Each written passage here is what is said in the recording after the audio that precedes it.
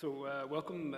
Today I'm going to talk about the absent listener, but I'm actually present this time.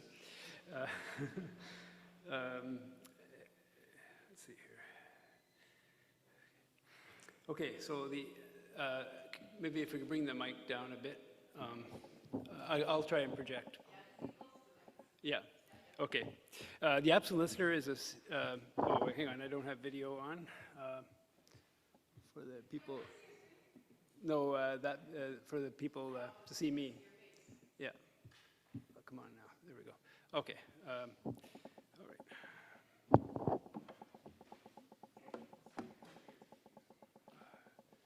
Okay. All right. So The Absent Listener is a series of pieces that I've been making since 2019. They're created from a collection of soundscape recordings made at my rural home in Lount Township, or on the traditional territory of the Anishinaabe people, according to in connection with the Robinson-Huron Treaty of 1850. Basically, it's about 40 kilometers west of Algonquin Park. Some of you might know Algonquin Park in sort of central Ontario, although technically maybe northern Ontario. These recordings are the distinction about them is that they're made continuously, without pause, nor with any site supervision while the recording is taking place. The only exception to that is for 10 minutes, I stop the recording to make adjustments to the battery and change cards and do stuff like that. But otherwise, they record in my absence, so hence absent listener. This is done basically so that my presence as the recordist has as little influence as possible on what takes place in the recordings. These recordings are being done in a rural environment, and I'll explain a bit more about that in a moment. You could say it's similar to what the previous speaker was talking about.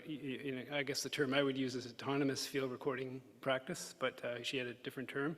But my focus is on making, it's used a lot in the sciences, but sometimes to be very selective about a certain sound area that they're directing the mics or attention to. But in my case, I'm looking at the whole global soundscape and trying to capture it in as high quality as I can. And this has led to several pieces that I've made, which I'll go over later in the presentation. The pieces that I've made are motivated by an interest in following the natural ebb and flow of wind and rain patterns, as well as allowing for animal vocalizations and their movements to play out as naturally as possible. I do not apply any transformations or manipulations to the dynamic relationships, nor to the timbre of the sounds, or to the time aspect, or to pitch or space. I'm trying to restrain my compositional instincts as much as possible, being a background in making acousmatic fixed music in the previous lifetimes of myself. Since I live on the property where these recordings are taking place, I also experience them, you could say, peripherally on a daily basis. And I would say, well, maybe not peripherally, but I'm there. And so my experience there is informing decisions about where to put the microphone next in the future, where to other small adjustments that I might want to make to it, and other creative decisions about the whole project of the absent listener. The location, it's a 14-acre property. Has mixed forests. It's close to a lake and a creek, and this part of Ontario has a lot of rocky and swampy terrain. It's also 20 kilometers from a highway, so the only road is a small rural road with just local traffic. But this absence of continuous highway noise allows for a much greater range of spatial distance and other subtleties in the soundscape that you can enjoy as a person being there, but also for recording. The recordings are made on a Sound Devices Mix Pre 6 with a matched pair of DPA 4060 lavalier omnidirectional microphones, and they're mounted in a boundary configuration. So they're basically placed on either side of a piece of plywood. It's about 1/4 inch thick, I think. I attach this plywood to either tree branches or to mic stands using just small little plastic clamps. This boundary style configuration of stereo recording is used so that I can adapt the content to many different types of listening contexts, whether it's headphones or different loudspeaker configurations. I could even just take one channel of it if I wanted to. So it has a lot of flexibility and doesn't assume any kind of relationship of what the perfect head would be for, say, binaural or something like that. The mix pre has 4 microphone input channels, which allow me to also capture audio from a hydrophone and a geophone in synchronization with these boundary stereo mics. So that means I can simultaneously record stuff that's being transmitted through the air, through water, and the earth, or in the case of the picture there, through a tree. I found that actually that more interesting than putting it in the earth. And this part of the recording process is with these 2 microphones is a more recent part, so it hasn't really materialized fully yet. It's kind of starting to appear in the current piece I'm doing. So I'll go over the various pieces and outcomes with the absent listener since 2019. The first public context for the project took place between February and May of 2019. I was making recordings at that time, but my priority was on producing an open microphone live stream for the Locus Sonus sound map. This meant that the recording locations were chosen for their access to Wi-Fi and initially in the project to electrical power. After a few months, I stopped doing daily live streaming in order to focus instead on recording with mobile setups, and that really has become the preoccupation of the project, so that I can capture a wider variety of sound environments while eliminating the presence of household-related sounds. The live stream setup since that time is still used once a year for Reveille, which is a fantastic project of broadcasting daybreak soundscapes around the world. And it starts from London, England, and travels towards North America, across North America, and then across Asia and everything, until it ends up back in England. And it's the first weekend of May it happens, and not to be missed if you have not heard of it before. In December 2019, I made my first what I call long-form fixed media soundscape piece. So it's a tape piece that we used to say in the old days. And long-form meaning it's a long duration, 45 minutes. And it's based on recordings that were made while the live streaming system was happening. And I selected recordings from February 2019. This long durational structure was inspired by other long soundscape works, and particularly ones that I would hear through radio art, and Ars Acoustica productions from VDR or the ABC Listening Room or Kunstradio, but also to some extent with more well-known people like Chris Watson, Jana Vinderin, and Francisco Lopez. February 2019 was a month where there was minimal human presence aside from our own sounds that myself and my wife made, but sounds like snow and sleet and rain featured heavily, as well as the cracking sounds from trees and built structures. This is winter time. And basically in that month, there was about a 30-degree shift in temperature from being above freezing to more than 20 degrees below freezing in the Celsius scale. Here's a little sound example. Let's see if you can take my mics out.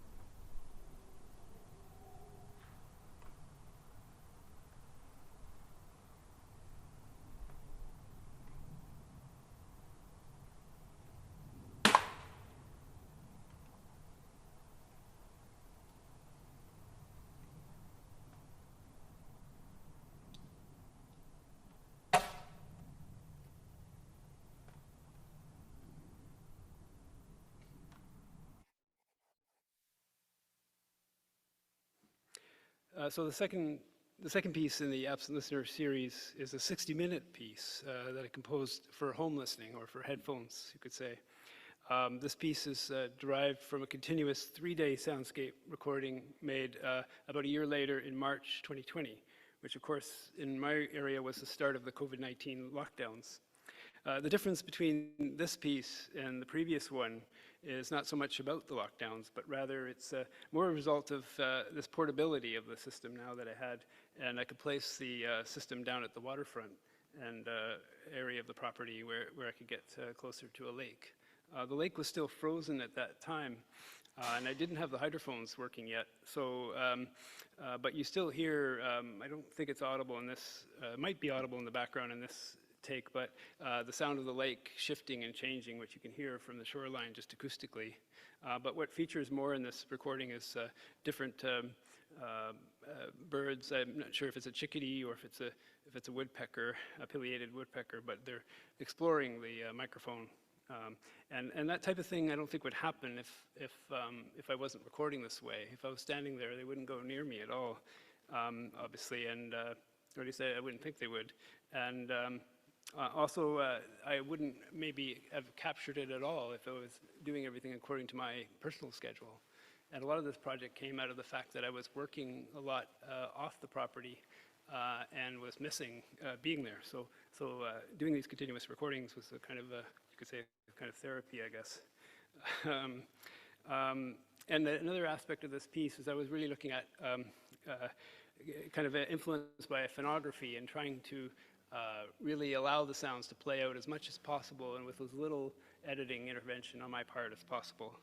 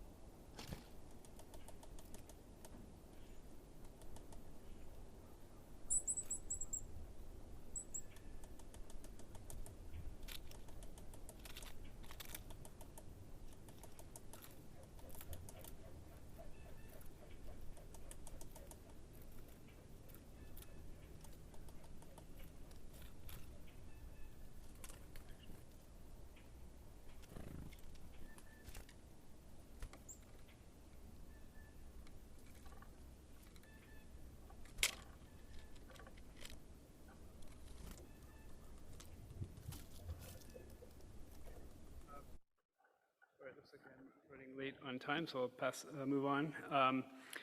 Briefly mention the audio installation it's also here in the field house, and it allows the user to generate a piece of their own based on recordings from the spring, and you select the dates you want, the duration of the piece, and the rate of change, which is how frequently it changes recordings. And then also currently I'm doing a piece that's based on dawn recordings, and let's maybe play a little bit of this to give a different take.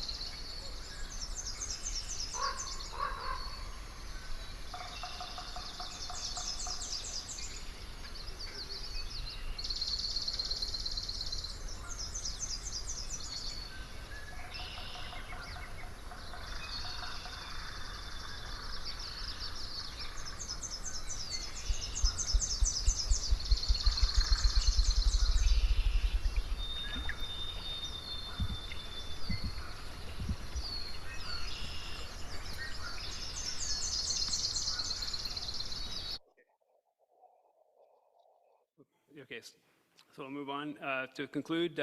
So basically, as I said at the beginning, the goal is to be as faithful to the sounds as possible that are taking place on this 14-acre property. I could apply this, I suppose, to other locations, but even close nearby trails or parks. But I think the day-to-day experience of being there is very informative and very integral to the process. So I don't necessarily see, farming it out, as it were, and because I think it informs everything, even the structure or ideas about structure for future pieces. I'd like to acknowledge the help and great work being done this week by the World Forum for Acoustic Ecology, the Atlantic Center for the Arts, and Stetson University for bringing all of us together on this occasion. And also like to acknowledge that I was supported by the Canada Council for the Arts and the Ontario Arts Council, and that the online programming for the installation was done by Sonia Pastiorokia and Ian Jarvis. Thank you.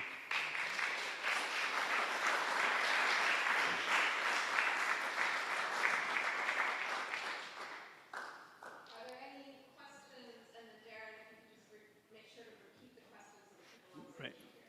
Okay. Yeah. Hi, thank you for the talk. I once was at a sound walk where we were told to walk in groups and then individually. The sounds would change because the group dynamic really affected the sound making of the rest of the living genes.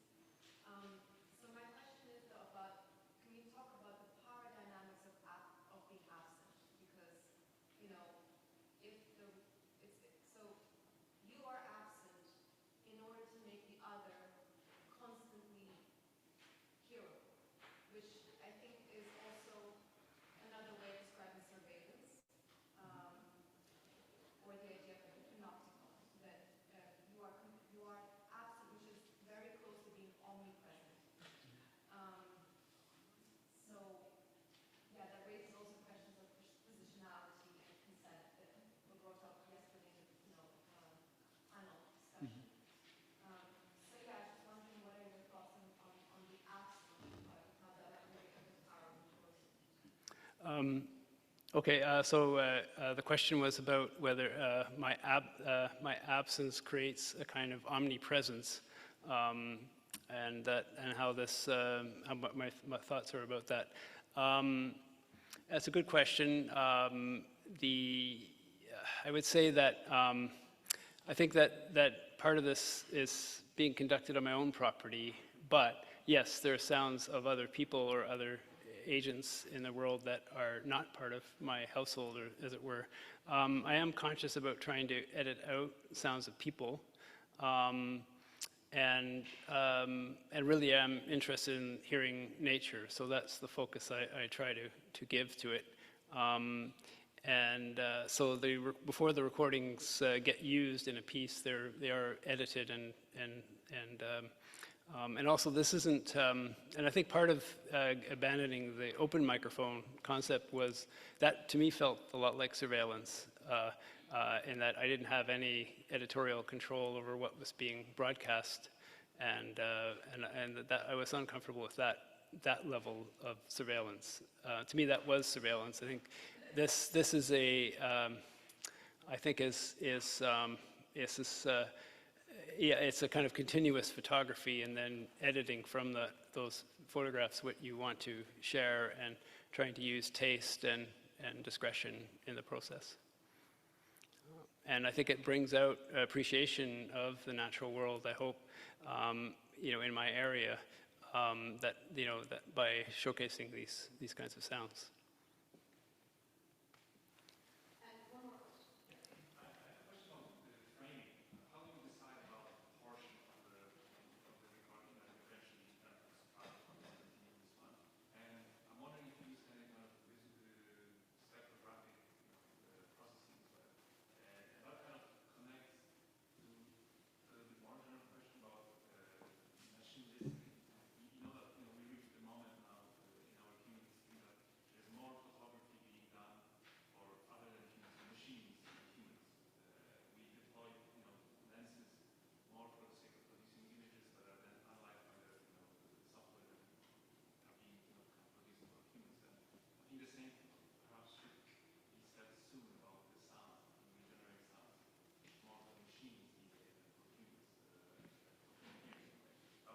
Yeah.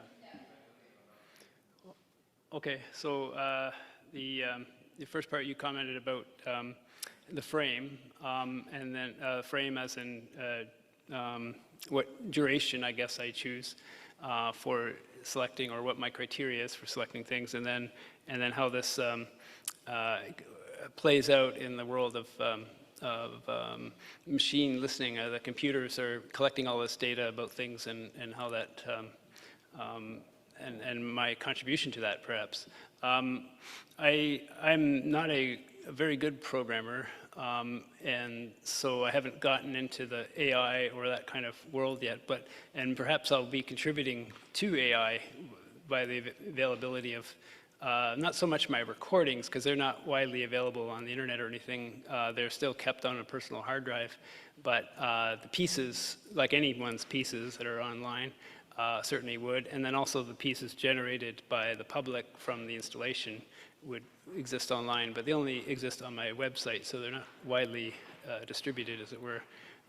So my corner of the online world with this piece is very small, but your question, though, of that is really, I think, a bigger question to do with any availability of Soundscape recordings. I think of projects like Radio Appareil or something like that, which has an extensive catalog of stuff online, and that's all available through archive.org. And so I imagine that one could pull from that and develop a kind of machine representation of the soundscape.